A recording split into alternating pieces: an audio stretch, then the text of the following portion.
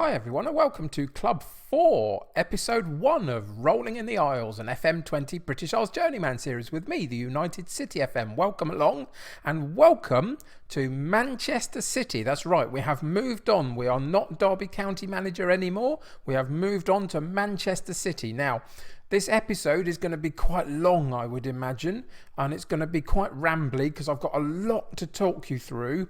There probably won't be a game to play in this one. We'll come back next episode and play the Stoke match unless I really power through this quickly, which I don't think I'm going to be able to do. There's lots I want to talk to you about. So sit back, relax, and just, open up the ears to let me tell you about why I moved and what we find at Man City. So the first thing to say is why I left Derby County. Well, we'd been at Derby County for 6 years. We'd taken them from the Championship. We'd got them into the top 4 of the Premier League on the last couple of seasons. We'd taken them into Europe. We'd done quite well in those. We got to the semi-final of the Champions League. We got to 3rd place in the Premier League. And I just felt at the back end of last season, whilst we could absolutely have gone again and continued to try and take them higher, because I think we could have, absolutely, I just felt it was going to take quite a lot to move them from where they currently are on to where we would want them to actually be, and that would take another 2 or 3 seasons to do, possibly. So, for example, Pellegrini at left back was aging out, and we'd need to replace him. I thought that the goalkeepers were fine, the other defenders were fine. I thought that central midfield was always an issue. Olashenko and Vogel wasn't sure that they would be able to take us to the next level. We had similar issues, I thought, with our attacking midfielder. If Barnils didn't get better as he grew with age, because he was only young, like 19 or whatever, if he didn't get better and take that position, I didn't think Martinez again would be able to take us to the next level. Similarly with Gouveia on the left hand side, he was beginning to age out, just go over 30. He wasn't going to get any better, and I think we'd have had to have replaced him to move us forward.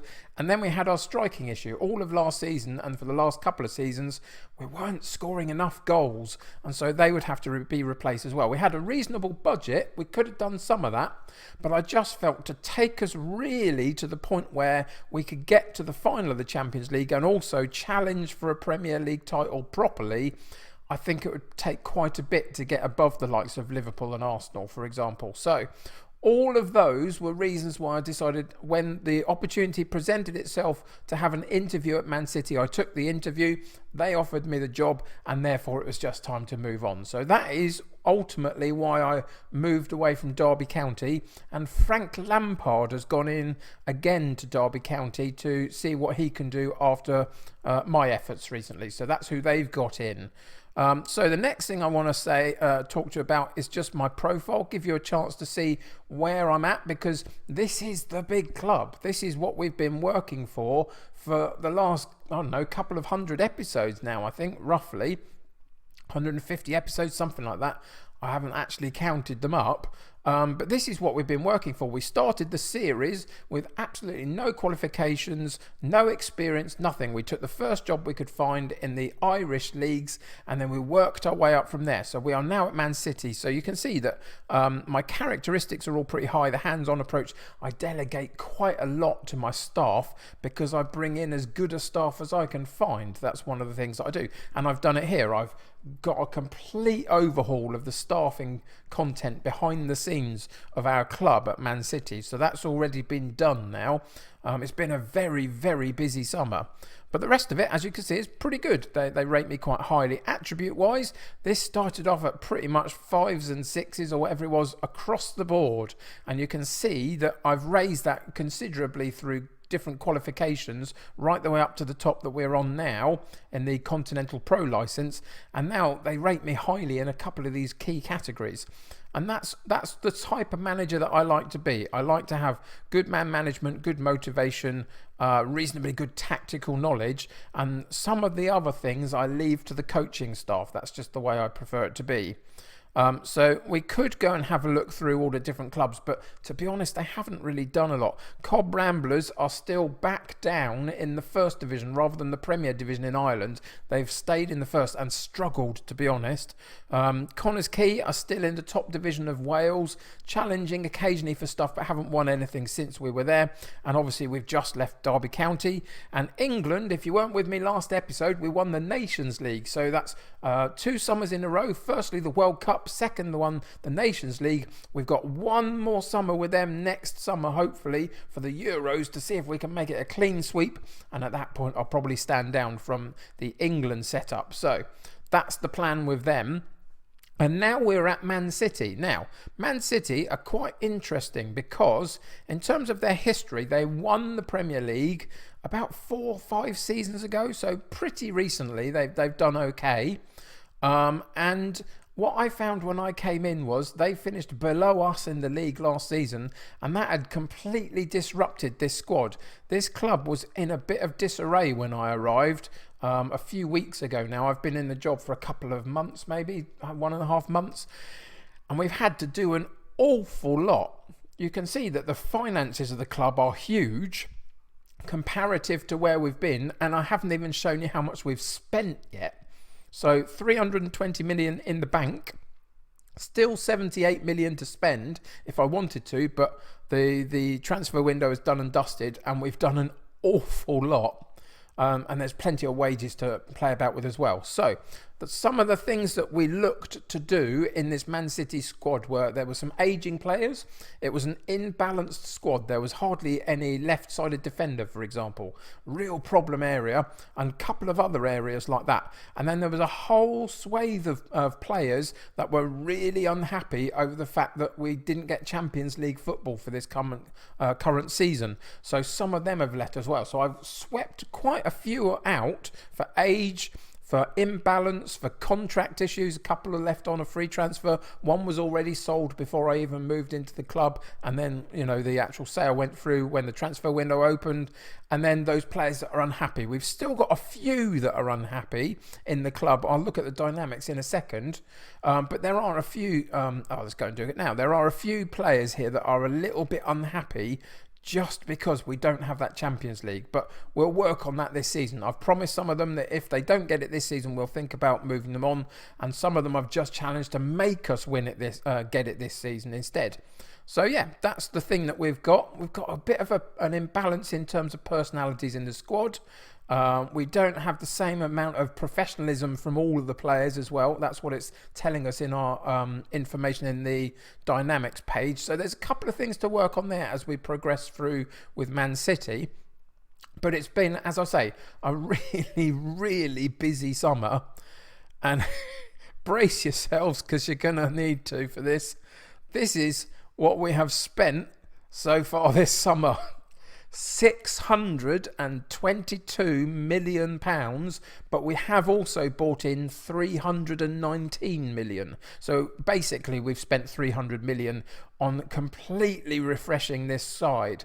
And there are loads of reasons. I will not go through all the players that we've got out of the club, just because you probably wouldn't know half of them anyway, so it wouldn't really matter to you. Armini is the youngster that starts at Lazio in the game, and he was good, but he has already been sold before I came into the club. Florentino Luis is one that you'll probably know. He's just aging out at like 33, whatever he is. Same with Lautaro Martinez, aging out at 33. I just wanted to freshen it, and both of those guys were unhappy about the Champions League situation.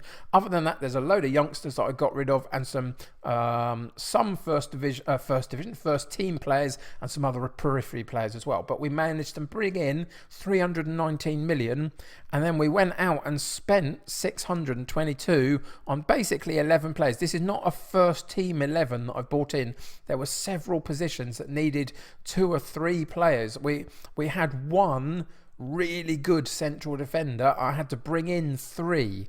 So that, for example, that was a couple of those positions. Left back and central defence was a key area to improve on. We haven't managed to improve everything that I would have liked to have. I just had to stop myself at this point, really, to just completely overhauling everything, because the finances would have been out of control had I not. And they're already pretty bad, aren't they? 622 is a lot to spend in one summer. Anyway, so what we're going to do is, rather than just go through the new signings, we're going to go through the entire squad today, which is going to take us a little bit of time, and I'll just talk you through the process. We are one of the reasons why I'm happy to be at Man City and have the wage structure and the financial clout behind the transfers, is that what I really want to do now, having been at Derby and seen the promise of it, I really want to see this system that we play for England and we play for Derby really come to fruition and be played with the best players I can find to play it in over the next sort of 3 seasons or so, however long it takes us to get where we want to go.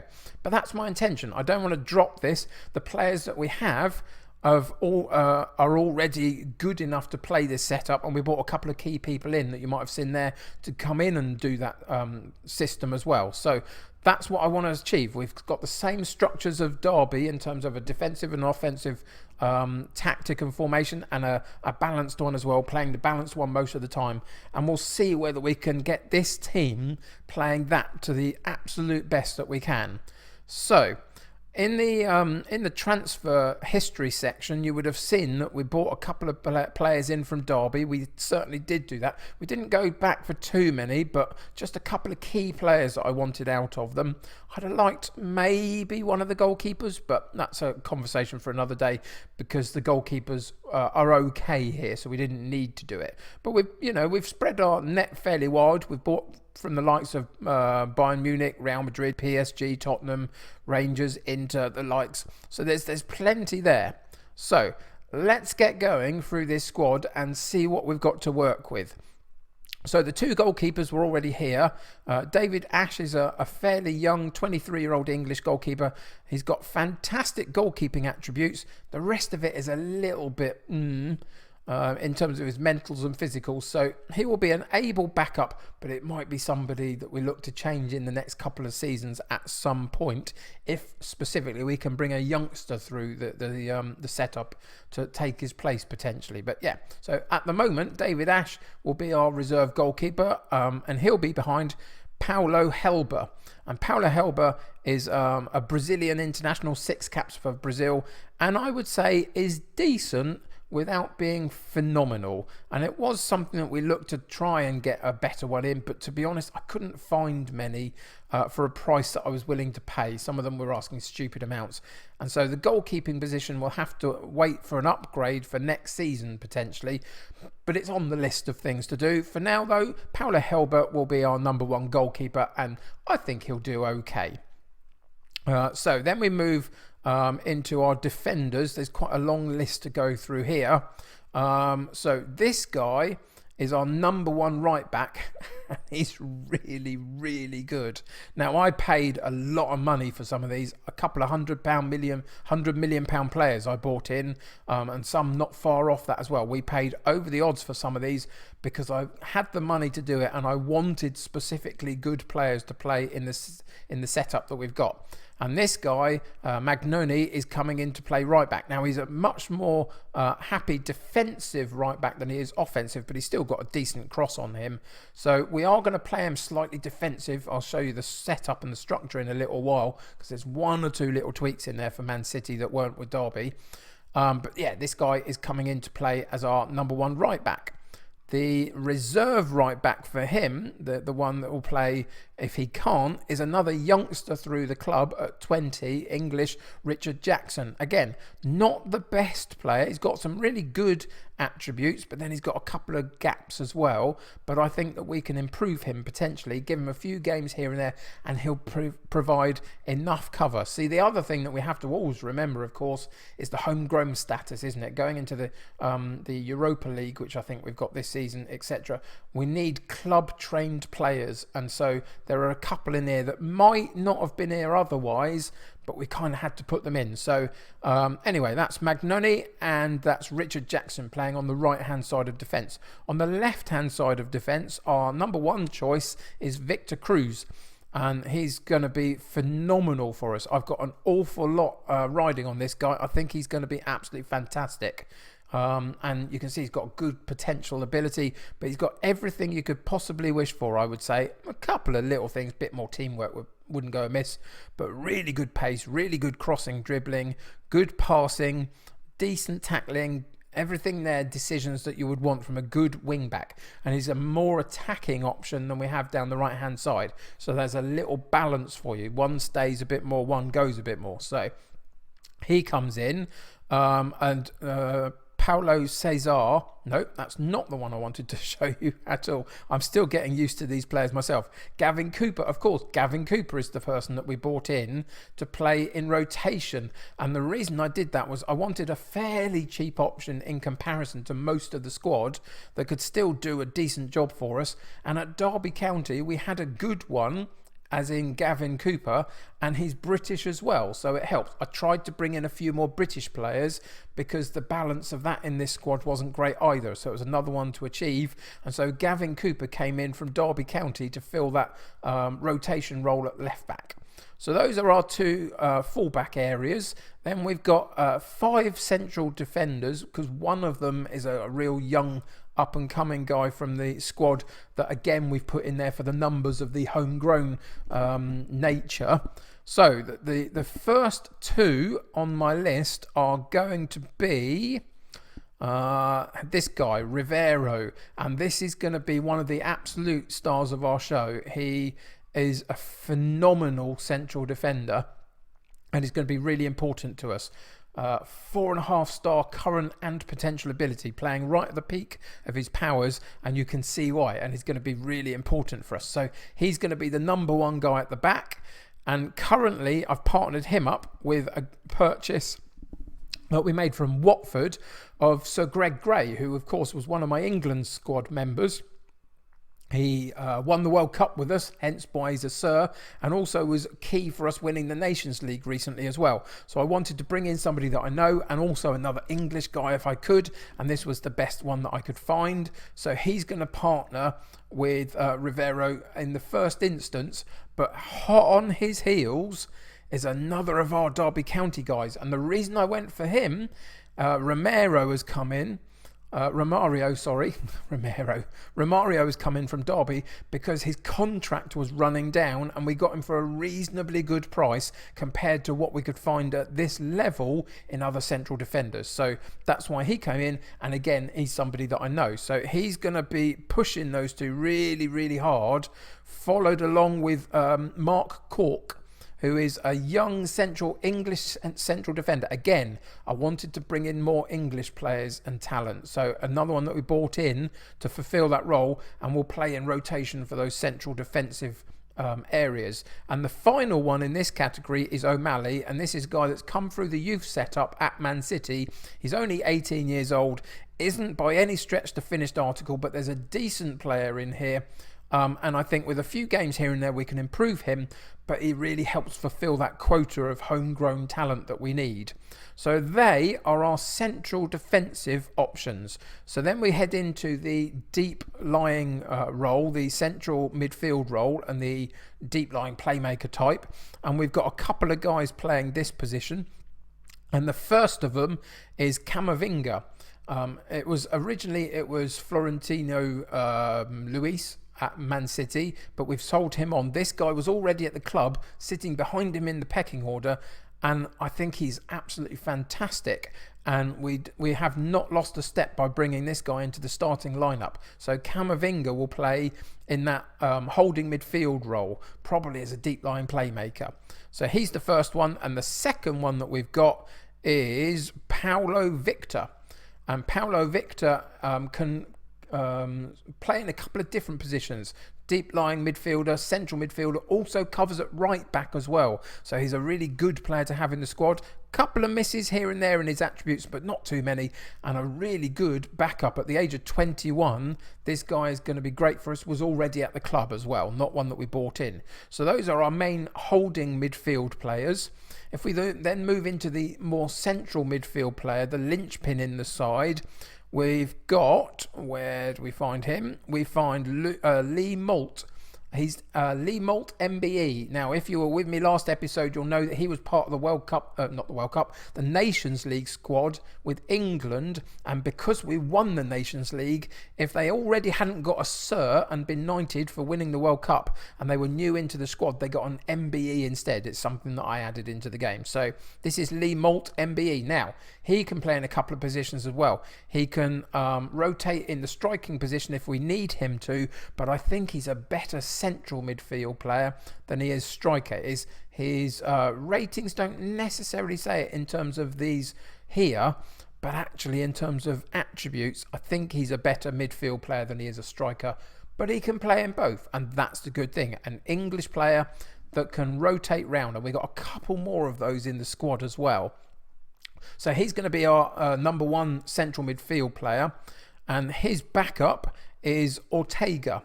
Again, in the club, didn't bring him in, but he's a very, very good central midfielder as well. Perfectly able at the age of 25, hitting his stride, and can cover a couple of positions again. Right side midfield, defensive midfield if need be.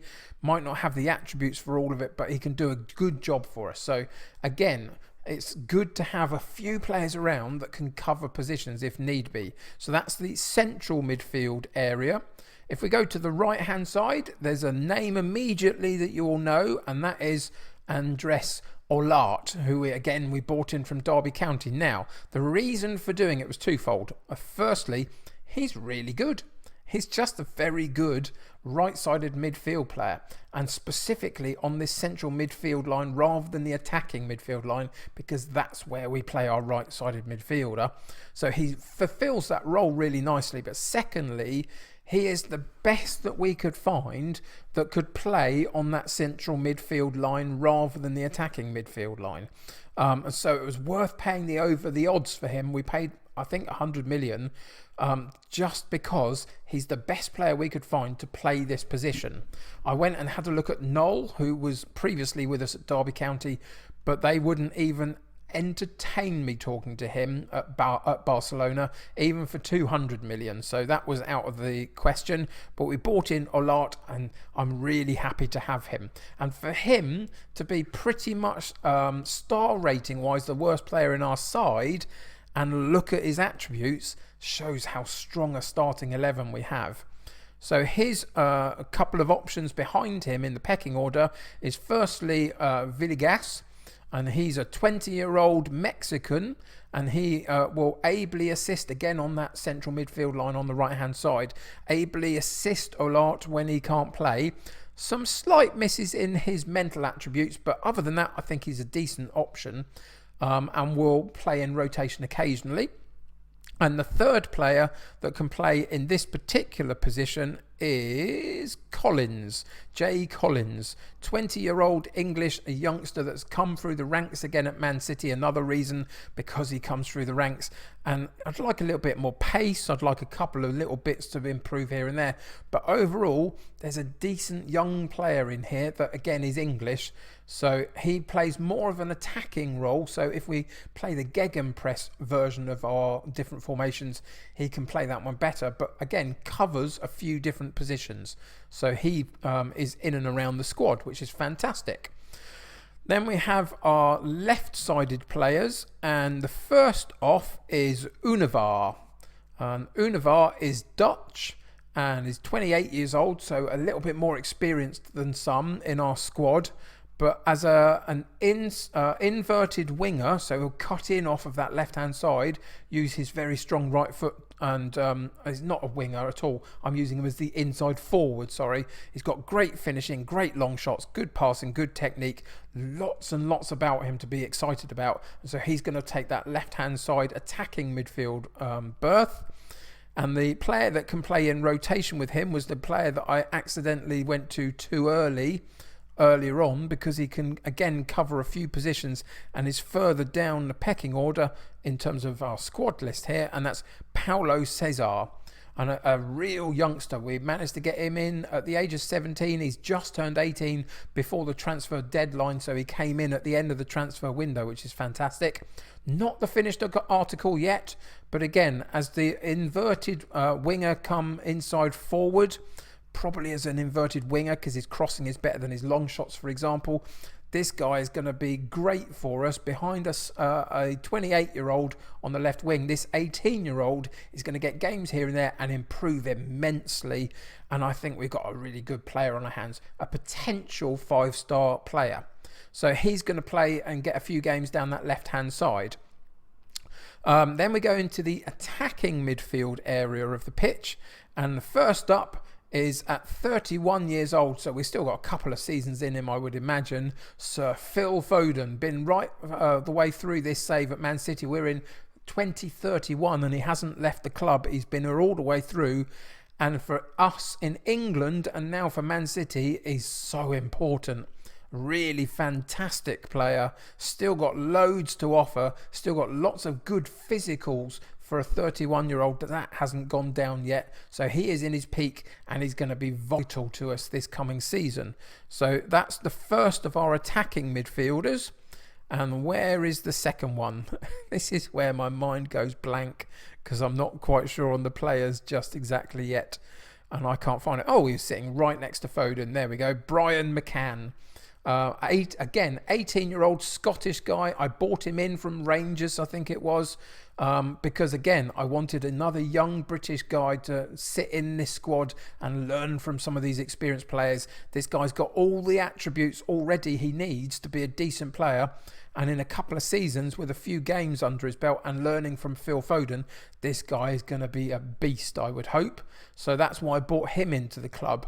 We got out a couple of players that were on huge wages, like 300 grand plus, that were playing a periphery role in some of this team moving forward. So to do that and then bring a guy like Brian McCann in, who shrinks the wages but has all the potential in the world, is fantastic. So that's our central attacking midfielders. And the last but not least is our attacking options. And we had one in the club and we've brought two in because we let Lautaro Martinez go. And a couple of other periphery players as well. We had to bring in a couple of strikers. And the number one guy that we brought in is 20-year-old Seledin Vasic. And he comes from Switzerland. And I think at 20 years old, all of my scouting reports told me you have to buy this player, whatever the cost. So we paid a lot and we're giving a lot of wages. But this guy can score the goals for us, I've got no doubt. At 20, he's going to improve a little bit, but he's already hitting his 4.5-star current ability. He is going to be a superstar. And in our pre-season games, has got 8 in 6.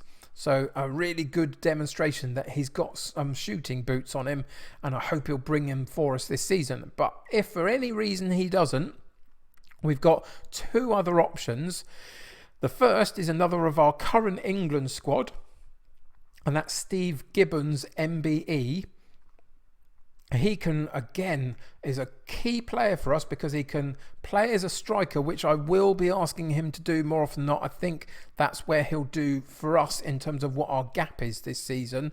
But he can play on that right side attacking role. He can cover the left side attacking role as well. But primarily for me, he's going to be a complete forward in the striking position. And I think he's a fantastic backup to Vasic and also down that right-hand side as well. So that's Steve Gibbons, MBE, who is going to play a real vital role for us this season, I have no doubt. And the last is another youngster that we brought in, another 18-year-old to sit in the squad and learn and grow and develop his attributes. And this guy is Emeka Okoro. I will get used to these names. It'll take me a while, but I will. He's a German, and at 18, he's already got some key attributes that are great, can do with boosting some of the others up. but absolutely will do, and has got a potential ability of 5 stars, 4 at the very least, so I would suggest with this guy. So you can see that what we've done is we've brought some experience in, some promise in, we've got some exceptional talent in already in and around the squad, we've got some homegrown talent, which is fantastic because we need it for the balance of our European campaigns moving forward, etc. as well. There are things that I would want to improve, the goalkeeping position being potentially one of them, maybe central midfield possibly. There's a couple of things in there, but this is a medium-term project, let's say. I don't imagine this will go more than sort of 3 seasons, 4 seasons maybe, before we reach what our target is, I hope. But that's why we've moved to Man City, because they are a project, again, we can sink our teeth into and try and get them to play these setups in as good a way as we can. So, for example, we were talking a little bit about the fact that Magnoni is a better defensive wing back than he is attacking. So we have switched that up a little bit. You can see the different roles here. And I think that this setup is going to be good. It's why we've got a complete forward playing in the striking position rather than in other setups. I've used the advanced forward and the pressing forward and stuff. I think this complete forward role for both Vasic and Gibbons will do the world of good for bringing players in to the attacking movement, etc., but still getting the goals themselves.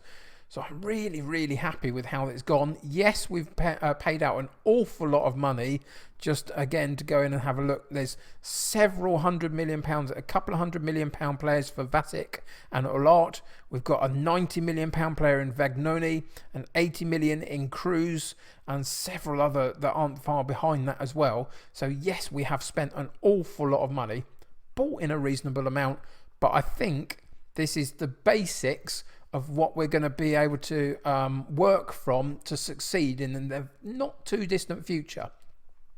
I don't envisage having to do that sort of rebuild again with this squad. What I think next summer is that we'll buy 3 really top quality £100 million players potentially to put into this side that is going to take them to the next level again. That's the intention from this point. And we'll buy some youngsters as well to put into the youth setup and see if we can bring a couple of them through by the end of this particular series. So yeah, welcome to Man City. That's why we're here, to bring us success. The board want me to challenge immediately for the title. I think we can do that. I don't know whether we'll win it necessarily. There's a couple of really great teams out there. The likes of Liverpool and Arsenal last season were exceptional. It'll be interesting to see what happens to Derby now. I suspect they're going to drop off a little bit, but you never know. We'll see what Frank Lampard can do there. But overall, I think this is going to be a fun couple of seasons at Man City. And I really, really hope that this group of players can take this system and show how good it can be. That's the hope anyway. If you've been with my England setup, we play this with some really good players there. And there's been a few goals, especially one against Holland in the World Cup, which were just ideal. A fantastic keeping the ball possession movement right the way through the side to get to an opportunity and put it in the back of the net. Those are the styles of goals that I'm looking for from this side, along with some other bits and pieces as well. I think we've basically done everything we need to go through. If you've got anything that you want to check out, let me know and we'll look at that in future episodes. You can see that the finances of the club are superb. We've got a pretty good start to the season in terms of the games that we've got coming up. Stoke, Tottenham, Wolves, Watford, Liverpool. Challenging in the sense that we've got a couple of the big guys in there, but a good time to play them as we hit the ground running, I hope. We've got a Europa League group stage draw to come. So in the next episode or 2, I'll be able to show you that once that's drawn. We've also got to start an FA Cup run as well. Some of these young players that we brought in will be playing in things like the FA Cup this season to see whether we can develop them and get them more game time. So I think it's going to be quite exciting. I'm sure there's going to be plenty that will be disappointed that we moved on from Derby and didn't quite manage to take them to the top exactly, although I think we did pretty well. But that's the nature of the Journeyman series. If you get a chance like Man City, this is why we started out with absolutely nothing, to build ourselves up and get us as a manager to the very top as much as we could. We've won the World Cup with England. Can we win the Champions League and the Premier League with Man City? That's the challenge that lies ahead of us. Hope you'll join me for the journey. Thank you for getting through this long-winded one today. I know it was a bit of a talky one, but it's good just to go through the playing squad so you get a clear understanding of who we've got in the next few episodes when I talk about them a lot.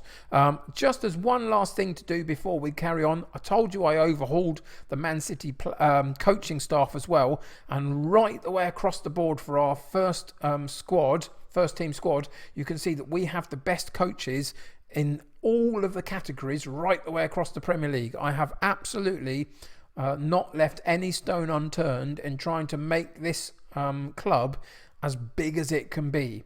They have won stuff fairly recently, but not for the last few seasons, and it's time for us to do it again.